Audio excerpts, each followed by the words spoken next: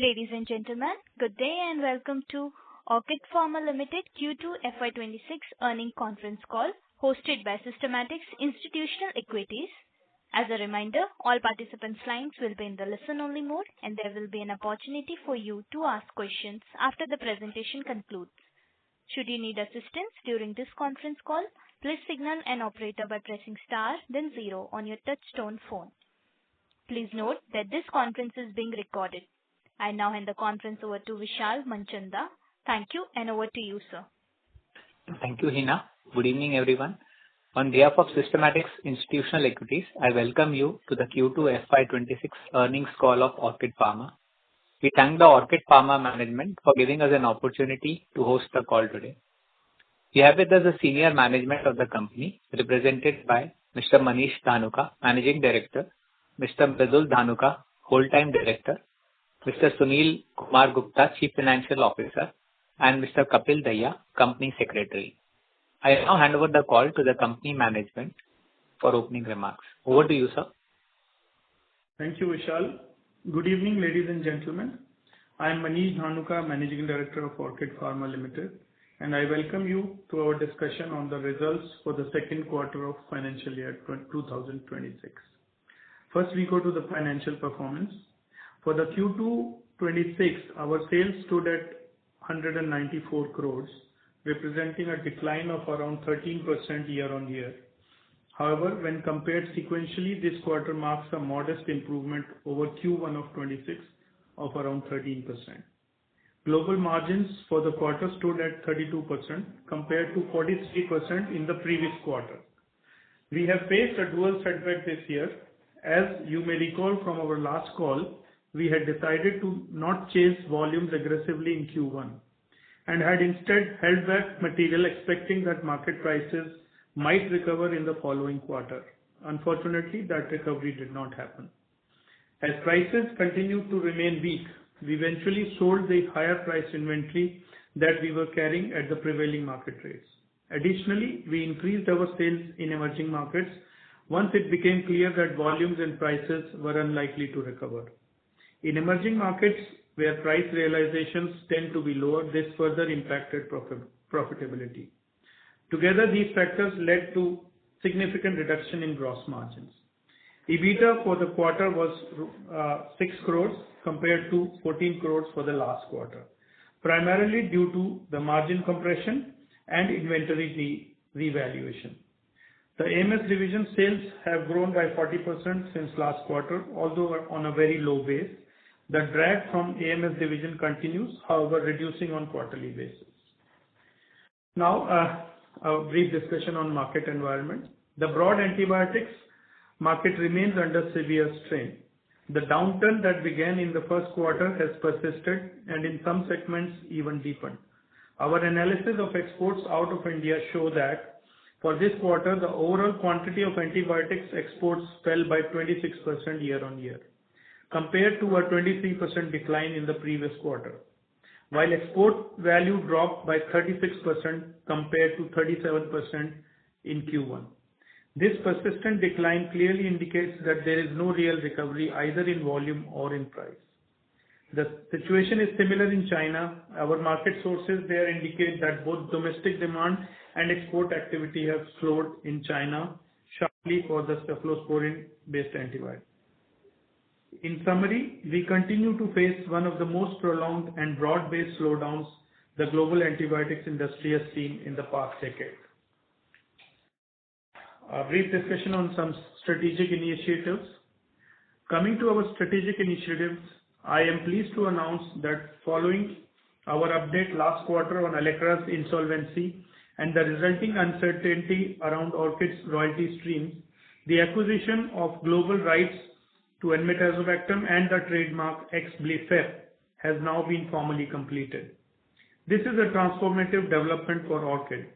It gives us full control over the regulatory and commercial strategy for this innovative antibiotic worldwide.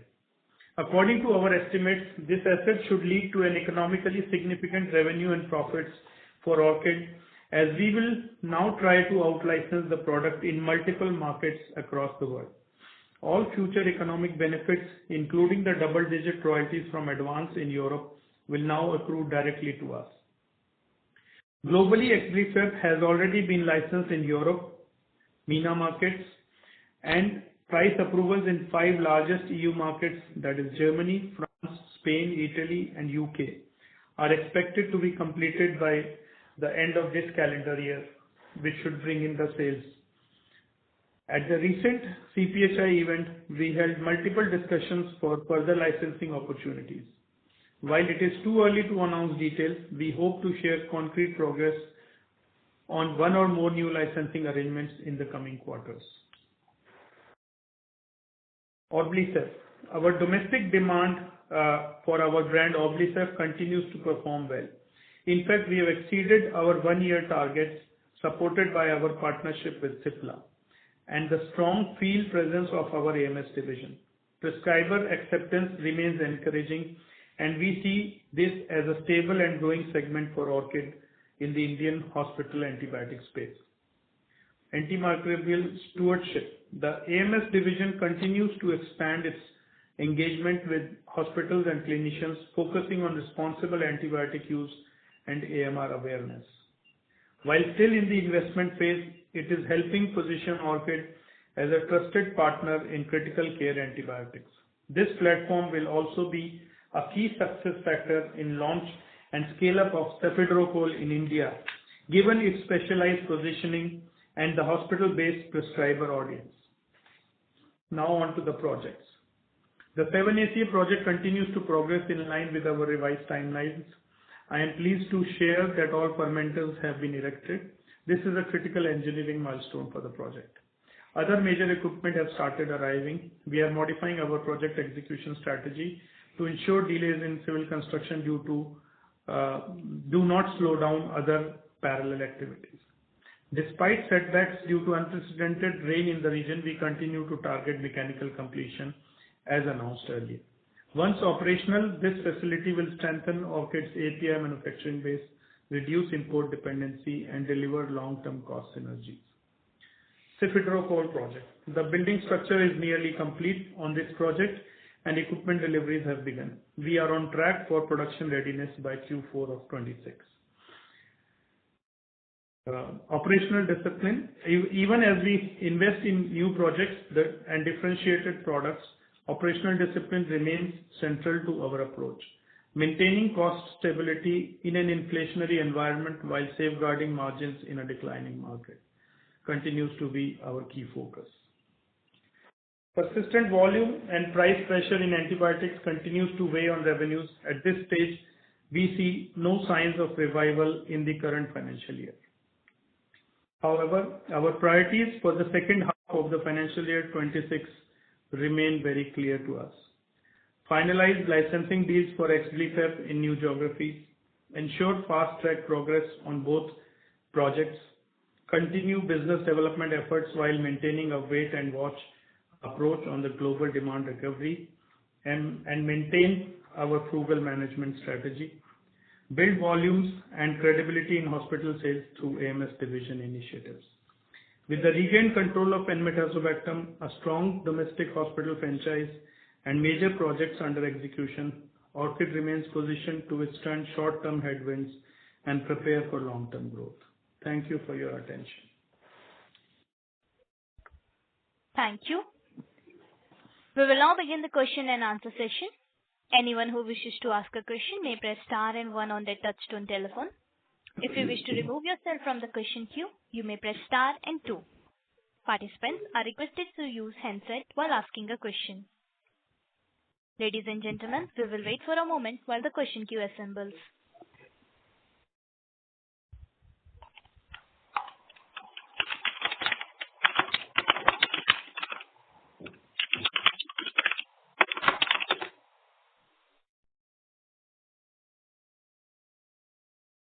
A reminder to all the participants that you may press star and 1 to ask a question.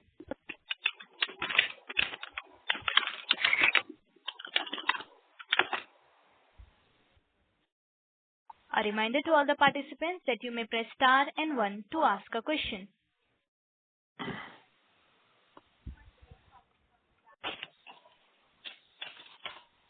A reminder to all the participants that you may press star and 1 to ask a question.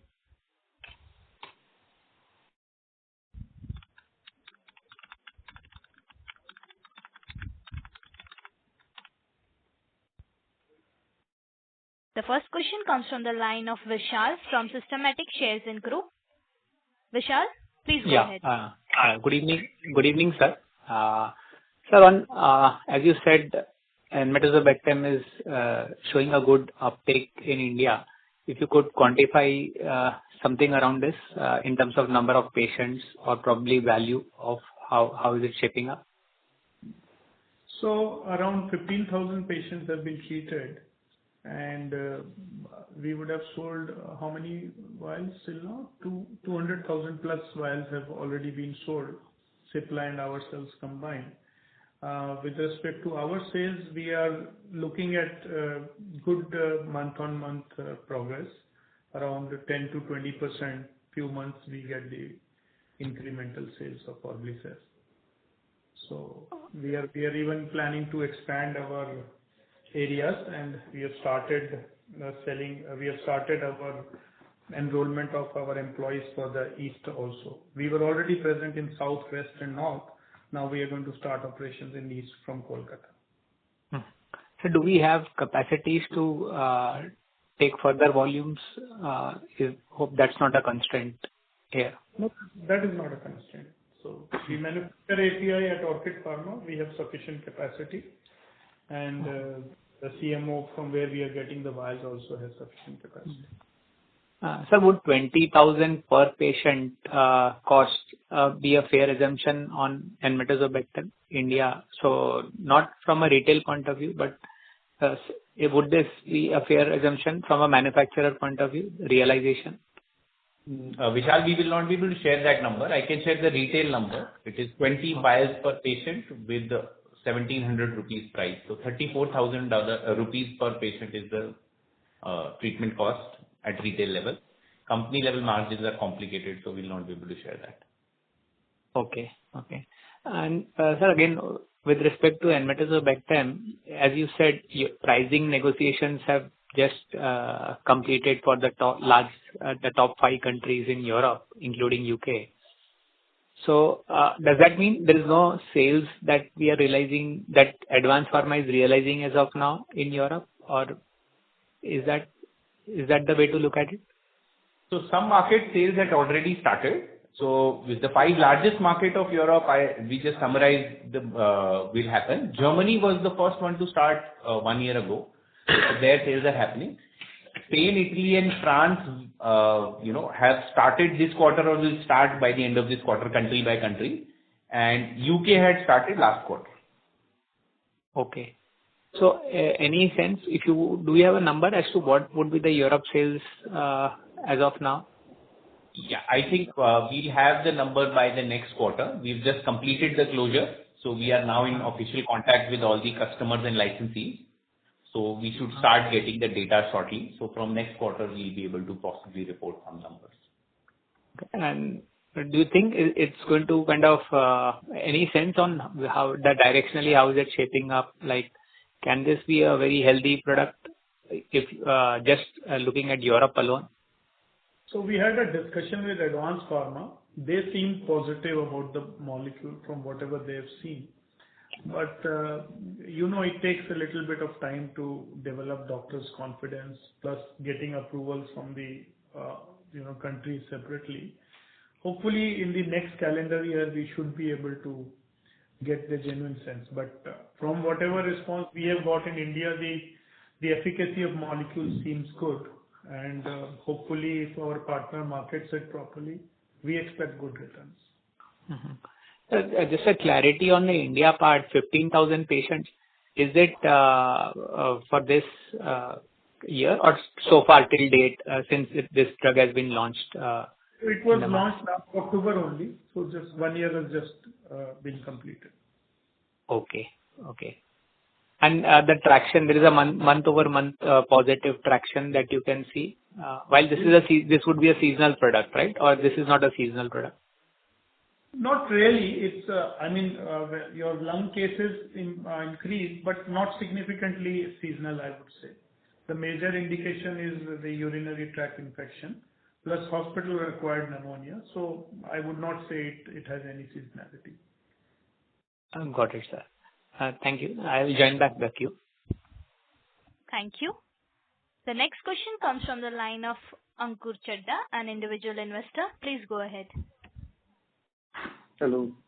I just wanted to know what do you think is leading to the decline in the demand, and is it just an oversupply problem? And if you could just let us know, like globally, how's the cephalosporin market as a whole growing? Is it like growing at a certain sort of rate year on year, or is it declining? So there are different factors according to us. Like I said in the speech, the export analysis shows that the overall sales from India to overall exports from India has declined. So that does not indicate any supply issue with respect to the pricing. It's actually a demand issue, I would say.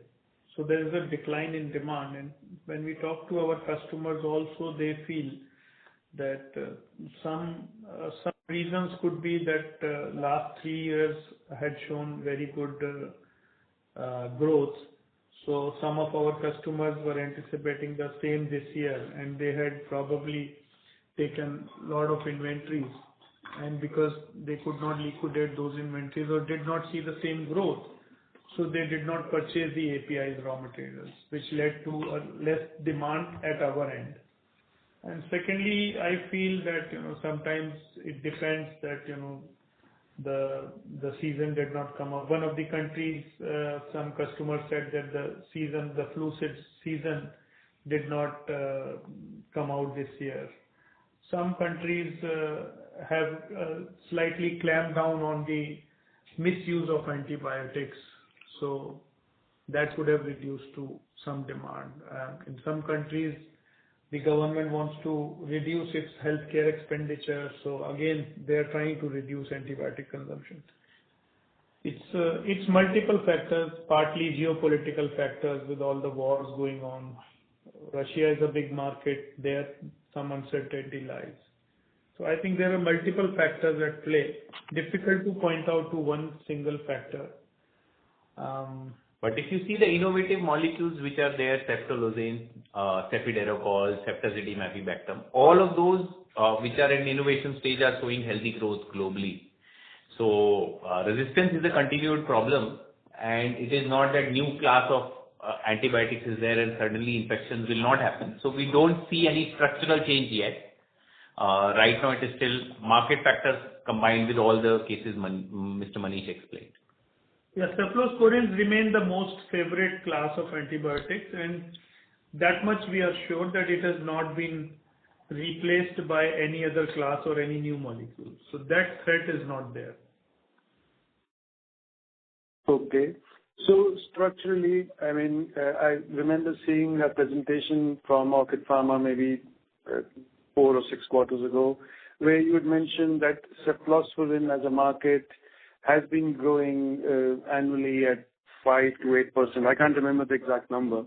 But do you foresee this structural growth trend to continue going forward, or looking at how things have shaped up this year, you think that might not be feasible? This year would be difficult to predict, but in the long run, markets in Asia and Africa definitely should grow as more and more people get access to healthcare. In the regulated markets, which are fully matured, it would be difficult to say that this kind of growth will be there. Okay. Okay. Thank you. Thank you. A reminder to all the participants that you may press star and 1 to ask a question.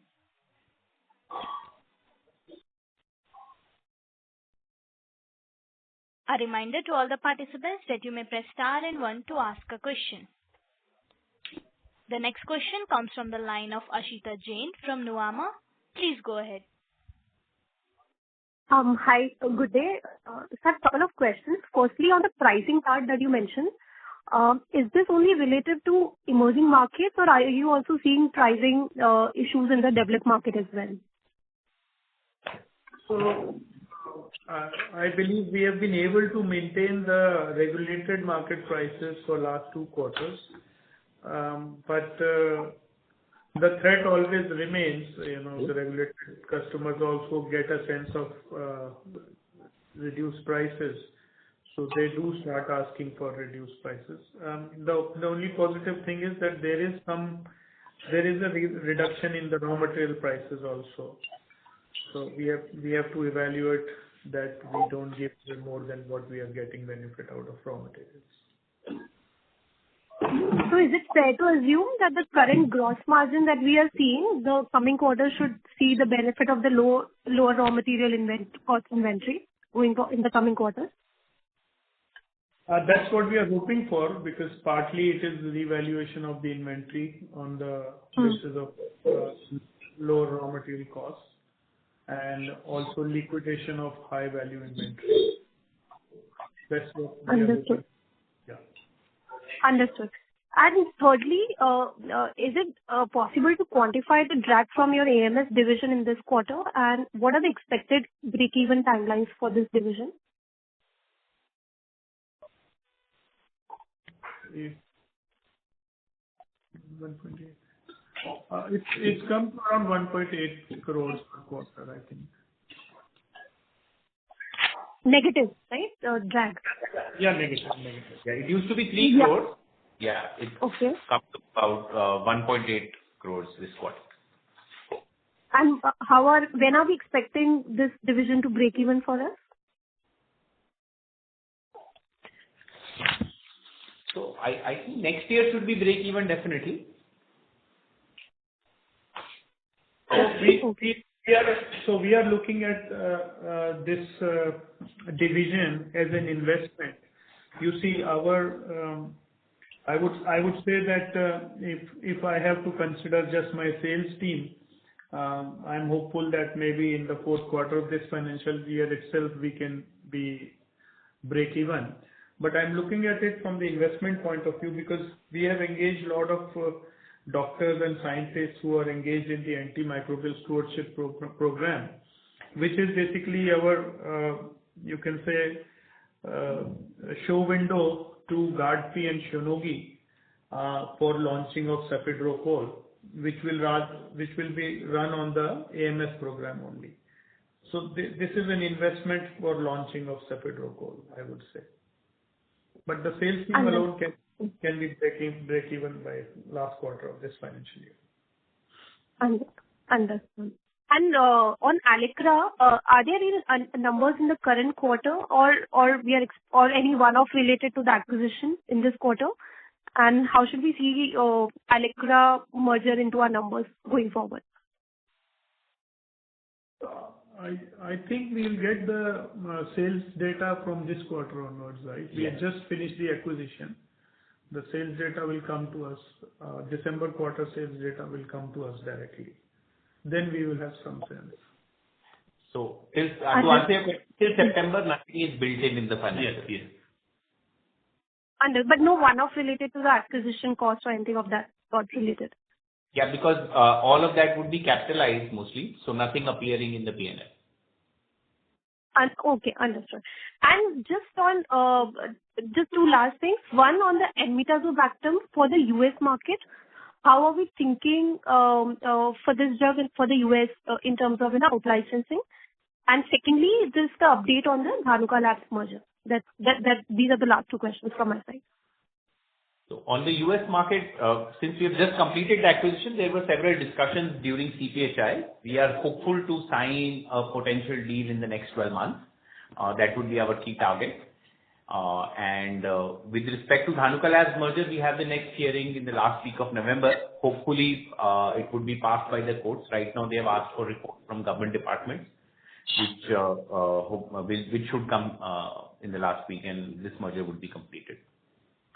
I just would like to add that there is a difference between what strategy Electra was following. They were only considering the regulated markets for licensing, whereas we feel that a large chunk of population lives in the non-regulated markets, and there is scope for this molecule in those markets also, considering our experience in India.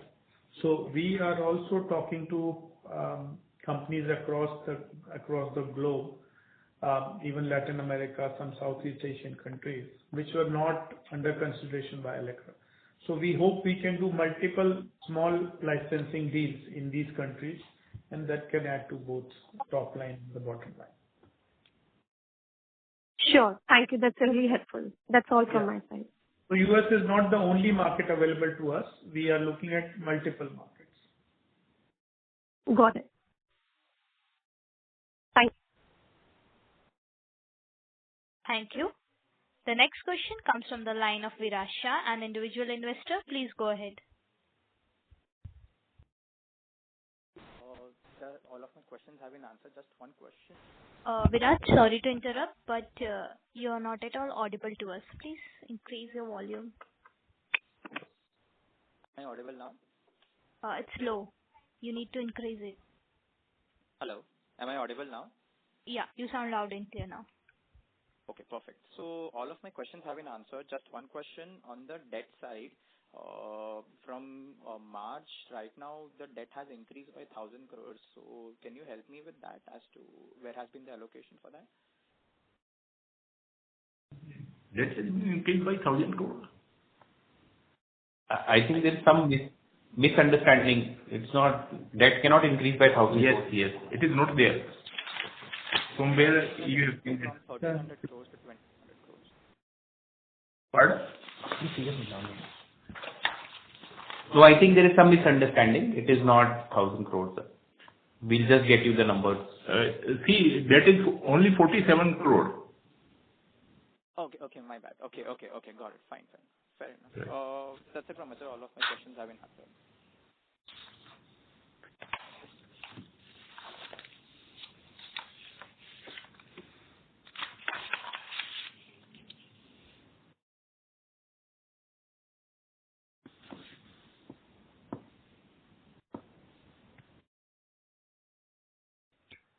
Mr. Mridul, are you there?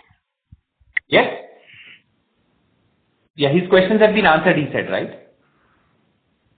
Let me my check question with has him. been answered. Yeah. Okay. Thank you. The next question comes from the line of Sanjay Kumar from iThought PMS. Please go ahead. Yes, sir. I have some basic questions on some technical questions on the 7-ACA project.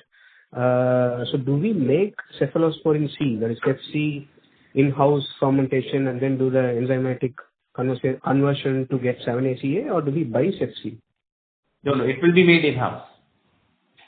Oh, the fermentation will be made in-house. Yes. Okay, and then we'll do chemical conversions to get 7-ADCA, 7-ACCA, or those also will be enzymatic conversions? So it's process to process, it would depend what intermediate we are making. Some are enzymatic, some are chemical, but those would be done in Orchid facility. The 7-ACA requires only enzymatic. Yeah. Okay. So to answer your question, CPC, CEPC will be made by fermentation and it will be enzymatically converted to 7-ACA. Got it. Okay. And extension to that, so say some of the beta-lactamase inhibitors, say our own enmetazobactam, sulbactam, they're all made in the penicillin side of things, where you start with 6-APA and then you Pen-G and then go on downwards. So do we plan to do that also in the future once we have capabilities for fermentation?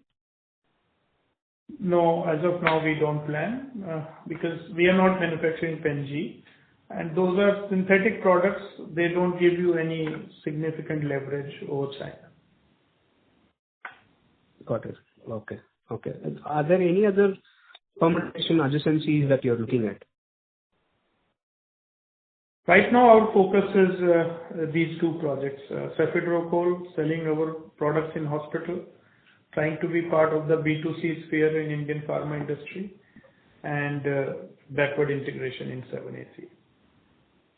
Got it. And I think I am hopeful that a significant revenue stream will be generated from the out-licensing of Exblifep. Okay. Got it. Thank you, sir. That's it from my side. Thank you. A reminder to all the participants that you may press star and one to ask a question. The next question comes from the line of Sagar Arya from Exponent Tribe. Please go ahead. Hi, sir. I have a few questions. Starting with the base business, obviously we've seen gross margins erode to about 32% because of inventory situation and assuming pricing as well. Now, at least with the inventory situation almost behind us, when do we expect these margins, actually the gross margins normalize to 40-43%? Is it something that you anticipate could happen over the next couple of quarters itself, or are we anticipating a longer period for this reversion? Would not be correct to give you exact guidance. We still need to see the recovery and the demand from our regulated customers. They are the ones who take this, margins on a higher side. So that still needs to be evaluated. It would not be right to give you a confirmation on this at this time. Sure, but do we have any indicative sense on when will the inventory at the customer end also clear up, or is it something that we'll only find out with time? Generally, all Western customers, they after the Christmas only, they evaluate their coming demand. So Understood. the work would be very less in November, December in the Western countries. Okay. And what are the numbers for Dhanuka Labs? I'm assuming that business may also have been impacted because of the current situation. So what revenue and EBITDA are we looking at there for the first half? Yeah, so first half sales was 196 crores in Dhanuka. That there also around 25% reduction in sales. It's the same, I think the trend remains across the industry. The same. And what EBITDA did we do in Dhanuka for the first half? I don't have the EBITDA. It's a non-listed. I would not have the EBITDA ready in this. Okay. I think in the last call on enmetazobactam, you mentioned, correct me if I'm wrong, that you will be getting royalties from August onwards for the sales of the product. Is that still the case, so that we will get royalties, or will we start getting royalties now post this acquisition materializing? Yeah. So the economic effect will be with effect from 1st of August. So since the acquisition is completed now, we will get all of that data, and then we will know what number was there actually with effect from 1st of August. But since the sale are very minimum, as we explained, the price approvals are still happening, the relevant numbers will start flowing in only from the next financial year. Understood. And did you also get a sense on why Allecra was not able to find a buyer in US? Because obviously it's been approved since Feb 24, right? Were there any specific reasons they couldn't find a buyer? Nothing specific is available. Most of the people who were involved in that time in Allecra had left due to the bankruptcy, so we were not even able to communicate with them when the insolvency had started. Talking to market participants, what we are given to understand is Allecra's expectation was this to be maybe $1 billion kind of a number, and the other side did not think it that big. So maybe a valuation mismatch kind of thing was there. But we don't have any details. These are just, you can say, rumors. Mm-hmm. And you said that you'll get hopefully a partner in the next 12 months. That seems to be fairly conservative, right? I mean, for a patented product, which I'm assuming has decent potential, should we not be targeting to get a partner ASAP and be really aggressive, at least on this front? So, because we have to start from scratch, any large investment, anybody would be invested millions of dollars to get the product to market, set up the sales team. These kind of deal negotiations take time. So obviously our interest is to do earlier, and like Mr. Manish announced, possibly before US, we will be able to announce a few deals. So we are working across the globe, not just US. signing a relevant partner and actually getting the product on market, all of these things would take time. And what would be a realistic expectation to get a US partner at least? Yeah, I said I'm within the conversations are okay. Yeah. Because the conversations I'm assuming will be going on already, right? You must be talking to. The acquisition is completed. We could not have said the acquisition is complete till it was complete, right? So it will start now. Yeah. Okay. And do you have any updated, any sense on, you've often spoken in the past that this could be a $250 million product. Is there any change in that number on the lower side or higher side? Any more sense on how large can this molecule be? At this stage, no. Hopefully, once we have a few more licensing deals, it will give us the confidence to come up with the forecast. Maybe by the end of this financial year, when we are sharing the end year numbers, maybe we might have something. Okay. No, that's it from my side, sir. All the very best. Thank you so much. Thank you. Thank you. A reminder to all the participants that you may press star and 1 to ask a question. The next question comes from the line of Sanjay Kumar from iThought PMS. Please go ahead. Hi, thanks for the follow-up. So my question is on Allegra and Advance partnership that they signed for Europe. Do you still think Advance is the right company to take enmetazobactam to the market there in Europe? Because if you look at other drugs, all the other last line antibiotics, they do well in Europe than US. Of course, there is antibiotics towards in US, which restricts the market in US. So far, are you happy with Advance performance? Can we renegotiate the agreement to remove the exclusivity? Can we look for another partner in Europe? Because Europe, in my mind at least, is a bigger market than US for last line antibiotics. So, factually that is not true. If you look at US versus Europe for all the new last line molecules, US is much bigger than Europe in total value.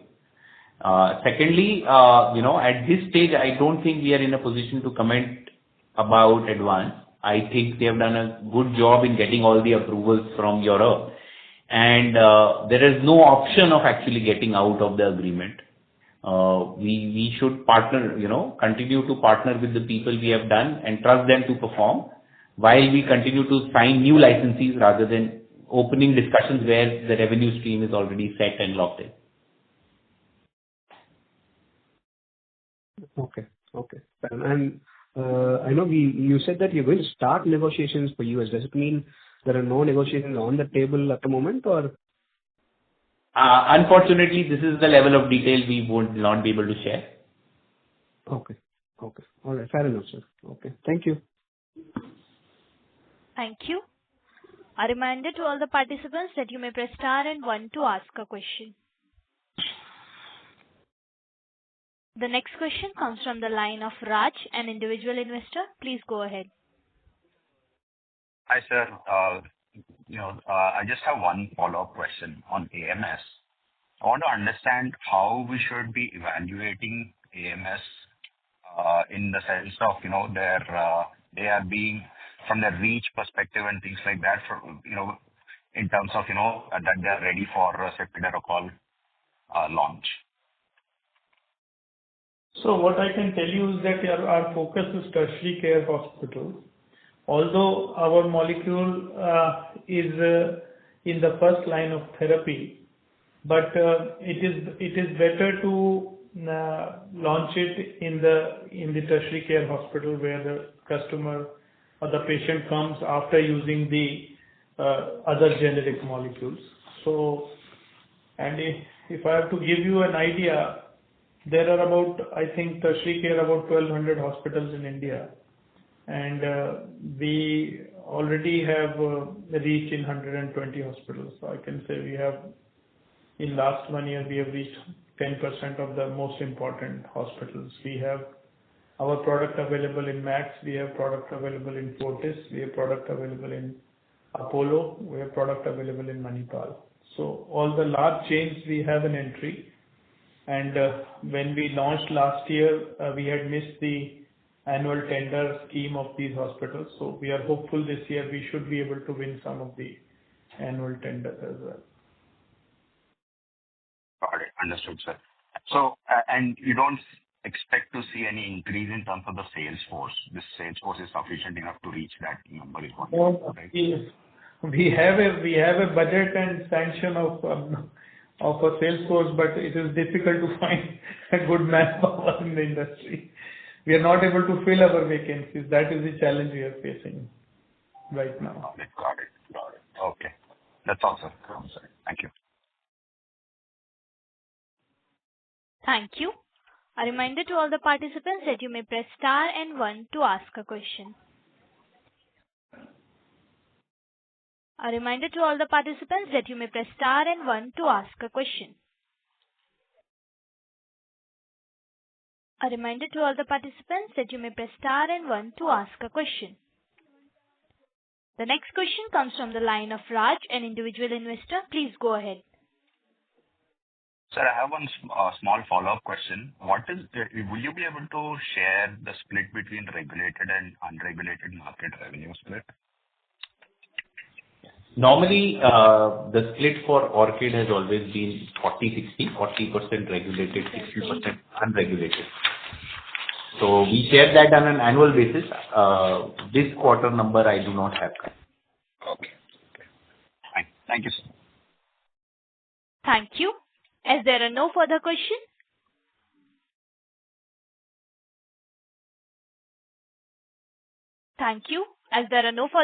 I would now like to hand the conference over to management for closing comments. Thank you. I would like to thank our shareholders, partners, and investors for their continued support. Financial year 26 remains a muted year operationally, but we are using this time to build a stronger foundation for recovery and sustainable growth ahead. And thank you once again for your participation. Good evening. On behalf of Orchid Pharma, that concludes this conference. Thank you for joining us, and you may now disconnect your lines. If you found this video helpful, please like, share and subscribe to Concall India for latest upcoming Concall.